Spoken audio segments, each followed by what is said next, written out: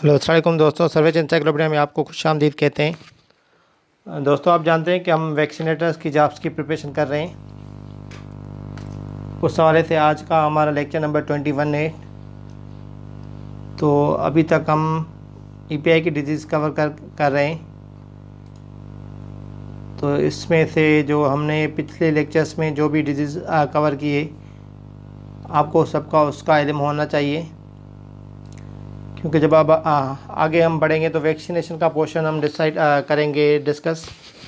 Vaccination का portion बहुत important है। अगर आपको डिजीज़ के बारे में पता होगा कि कौन सी डिजीज़ है और कौन सा उसके लिए वैक्सीन लगता है, तो आगे जो इन्फॉर्मेशन मैं आपको दूंगा वैक्सीनेशन में, वो आपके लिए बहुत ही फ़ायदेमंद साबित होगी टेस्ट के लिए। तो आज का टॉपिक भी एक डिजीज़ है जो कि टारगेटेड डिजीज़ में से एक है, डायरिया। तो वो आज हम पढ़ेंगे और उसकी वैक्सीनेशन भी पढ़ेंगे। तो आइए चलते हैं लेक्चर की तरफ। उससे पहले अगर आपने मेरे चैनल सर्वेज एनसाइक्लोपीडिया को सब्सक्राइब नहीं किया तो सब्सक्राइब कर लें, ताकि आपके पास मेरी वीडियोस पहुंचती रहें। तो दोस्तों देखिए, आज का टॉपिक है डायरिया या दस्त या इसहाल, उसको हम उर्दू में कहते हैं। ठीक है, तो ये क्या होता है और किस वजह से होता है, ये आज हम पढ़ेंगे, और उसकी वैक्सीनेशन भी। तो दोस्तों, लिखा हुआ है रोटा वायरस बीमारी दरअसल दस्त या इसहाल की बीमारी है, जो कि रोटा वायरस की वजह से होती है। ठीक है, इसको डायरिया भी कहते हैं या रोटा वायरस की वजह से होती है। ठीक है, दस्त या इसहाल हम उर्दू में कहते हैं। तो ये किस वजह से होती है? ये रोटा वायरस की वजह से होती है। तो रोटा वायरस अंतड़ियों इंटेस्टाइन पर असरदार होता है और बच्चों में दस्त या इसहाल की बड़ी वजह होता है। तो आपसे अगर क्वेश्चन पूछेंगे कि दस्त या इसहाल जो है बीमारी वो किस वजह से होती है, तो आपको नाम याद होना चाहिए, वो है रोटा वायरस। ठीक है, रोटा वायरस की वजह से। देखो, ये मैं रेड लाइन इसलिए करता हूँ हाईलाइट, कि आप सबको जो भी आप मेरे लेक्चर सुन रहे हैं या मैं आपको जब नोट्स देता हूँ तो उसमें भी मैं ये हाईलाइट करता हूँ या बोल्ड कर देता हूँ, ताकि आपको वो पॉइंट्स याद होनी चाहिए और आपको पता होना चाहिए कि ये मतलब मेन चीज़ें। ठीक है, तो ये इंपॉर्टेंट चीज़ें ये आपको याद करनी होती हैं। वैसे तो सारा सारा जो भी लिखा होता है इंपॉर्टेंट होता है, लेकिन हाईलाइट करने का मकसद ये होता है कि आपको वो चीज़ें ज़रूरी याद करनी है। ठीक है, तो उसके बाद क्या लिखा है कि रोटा वायरस इंटेस्टाइन पर असरअंदाज होता है। ठीक है, बच्चे में दस्त या इसहाल की बड़ी वजह होता है। उसके बाद तो कैसे फैलता है? रोटा वायरस फजले या पाखाने और मुंह के दरमियान राब्ते की सूरत में फैलता है। ठीक है, अगर किसी को है और फजला और पाखाने के थ्रू अगर हाथ वगैरह नहीं धोता और उसके थ्रू कोई खाना पीना खाता है, तो उसके थ्रू ये रोटा वायरस अटैक कर सकता है। उसके बाद व्हाट इज़, तो कैसे फैलती है? How is diarrhoea is spread. सही है, तो हम इसमें देखेंगे। देखा, राफ़े हाजत के बाद बगैर साबुन से हाथ धोने। सही है, अगर आप वाशरूम वगैरह से आते हैं और अपने हाथ नहीं धोते, तो उसके बाद कोई काम करते हैं, तो उसके बाद इसके चांसेस है कि रोटा वायरस आपकी बॉडी में चला जाए। उसके बाद वो डायरिया काज करेगा। ठीक है, बच्चों में वो डायरिया काज करता है। तो सफाई बहुत ही इम्पोर्टेंट चीज़ है। तो सफाई रखनी चाहिए ताकि जो भी बीमारियाँ होती है इससे नहीं फैले। अगर सफाई होगी तो बीमारियाँ नहीं फैलेंगी। ठीक है, दूसरी पॉइंट देखते हैं। अगर उन्हीं आलूदा को दूसरे बच्चे इस्तेमाल करें और वायरस उनके हाथों तक पहुंच जाए। ठीक है, उस ये ऊपर पॉइंट में डिस्कस करके आया हूँ। अगर आप वॉशरूम वगैरह से आते हैं तो आपको हाथ धोने चाहिए। ठीक है, अगर बच्चा बगैर साबुन से हाथ धोए खाना पीना शुरू कर दे, वायरस मुंह के ज़रिए निज़ाम जिसको हम डाइजेस्टिव सिस्टम कहते हैं, निज़ाम कहते हैं डाइजेस्टिव सिस्टम को। ठीक है, ये उर्दू बुक में ऐसे ही लिखा हुआ था, मैंने डाइजेस्टिव सिस्टम इसका आपको इंग्लिश में बता दिए कि इसको डाइजेस्टिव सिस्टम कहते हैं। निज़ाम तक रसाई कर लेता है। इस तरह से अगर माँ या बच्चे की देखभाल पर मामूर दीगर फ़र्द छोटे बच्चों के डायपर वगैरह तब्दील करने के बाद बगैर साबुन से हाथ धोए खाने पीने की चीज़ें तैयार करें, बच्चों को दूध वगैरह पिलाएं, तो इसका मकसद ये है कि जो भी आपके आलूदा हाथ हैं वो आप किसी खाने पीने वाली चीज़ को लगाते हैं और खाना पीना खाता है कोई और, तो अगर किसी बच्चे को वो डायरिया है या वो रोटा वायरस है तो उससे फैल जाएगा। ठीक है,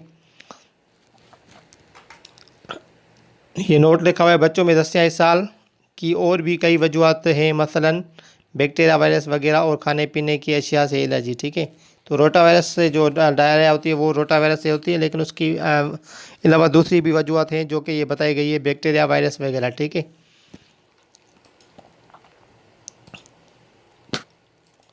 ये सिम्टम्स होते हैं इसके।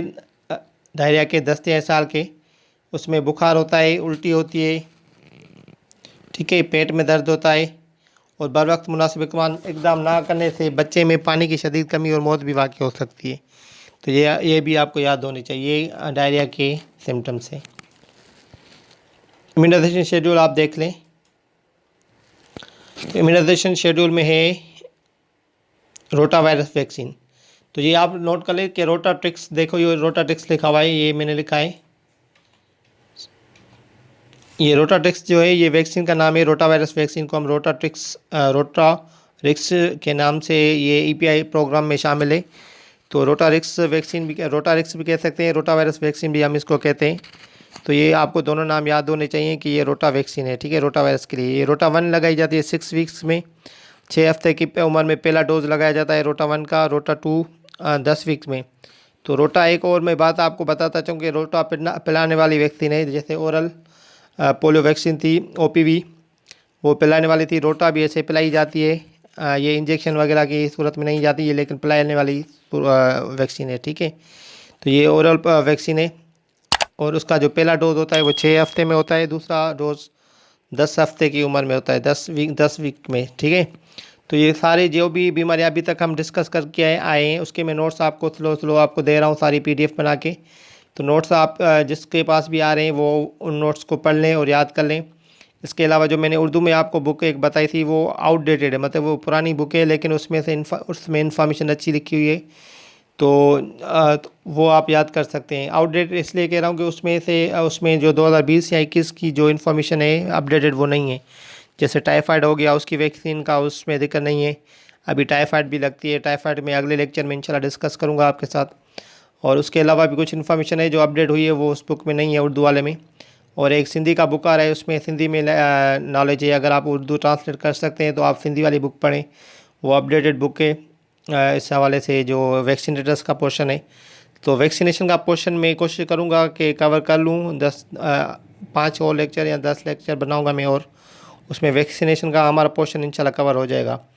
अगर टेस्ट मार्च में होता है तो फिर हमारे पास इतना शायद टाइम नहीं होगा कि हम साइंस का और जीके का कवर कर सकें। तो मुझे अगर नोट्स अच्छे मिले उर्दू वाले तो मैं आपके साथ शेयर कर दूंगा, वो आप पढ़ लीजिएगा। अगर मार्च में टेस्ट नहीं हो रहा, वो अप्रैल या मई तक जा रहा है, बीच में रमज़ान शरीफ भी आ रहा है, तो अगर मई में जा रहा है तो इंशाल्लाह मैं कोशिश करूँगा वो जीके का पोर्शन और साइंस का पोर्शन भी आपको कवर कराऊँ, ठीक है। तो आप मेरा चैनल सर्वेज एनसाइक्लोपीडिया सब्सक्राइब कर ले, ताकि मैं जब वीडियो आपके बनाऊँ तो आपके पास वो पहुँच सके। आज के MCQ तो आप देख लें, वो मैं हर लेक्चर में MCQ देता हूँ, आपको आंसर देने होते हैं। तो आज के MCQ तो आप देख लें और कमेंट करके मुझे आंसर बताएं। तो आज के भी 2 MCQ थे, उसमें पहला MCQ थे रोटा वायरस से बचने के लिए कितनी खुराक डोजेस दी जाती है। तो आपको बतानी ये तादाद कितनी होती है, मतलब एक दफ़ा दी जाती है, 2 दफ़ा या 3 दफ़ा या 4 दफ़ा रोटा वायरस। और दूसरा क्वेश्चन है रोटा वायरस की दूसरी खुराक कब दी जाती है। तो आपको बताना है टाइम कि कब दी जाती है, 6 हफ्ते की उम्र में, 10 हफ्ते की उम्र में, 14 हफ्ते की उम्र में या 18 हफ्ते की उम्र में। तो ये MCQ आप मुझे बताएं, और इंशाल्लाह हम मॉक टेस्ट भी लेंगे लेक्चर नंबर 22 के बाद। और उसके बाद हम वैक्सीनेशन का पोर्शन भी करेंगे, जिसमें इम्यूनाइजेशन फुली कवर्ड होगी, और वैक्सीनेशन कब लगाई जाती है, कहाँ लगाई जाती है, कितनी अमाउंट होती है, उसको कहाँ रखना चाहिए, वैक्सीनेशन के ऐसे जो भी सवालात हैं, तो उस पोर्शन में हम इंशाल्लाह डिस्कस करेंगे लेक्चर्स में। तो हर वैक्सीन का अलग से मैं लेक्चर बनाऊंगा, जैसे BCG का अलग लेक्चर होगा, उसमें पर्ट्यूसिस का अलग होगा, पर्ट्यूसिस की जो वैक्सीन है पेंटावेलेंट पे अलग होगा। ऐसे जो भी वैक्सीनेशन है वैक्सीन के नाम से वो लेक्चर होगा, और उसी वैक्सीन के जो भी अंदर चीज़ें होंगी वो डिटेल में मैं आपको साथ शेयर कर दूँगा।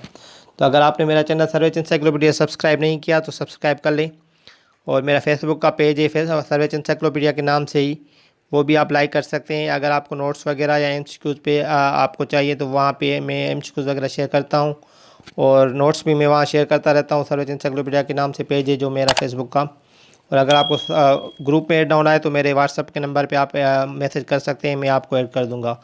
तो आप अपना ख्याल रखिए, टेस्ट की तैयारी करें। शुक्रिया, अल्लाह हाफ़िज़।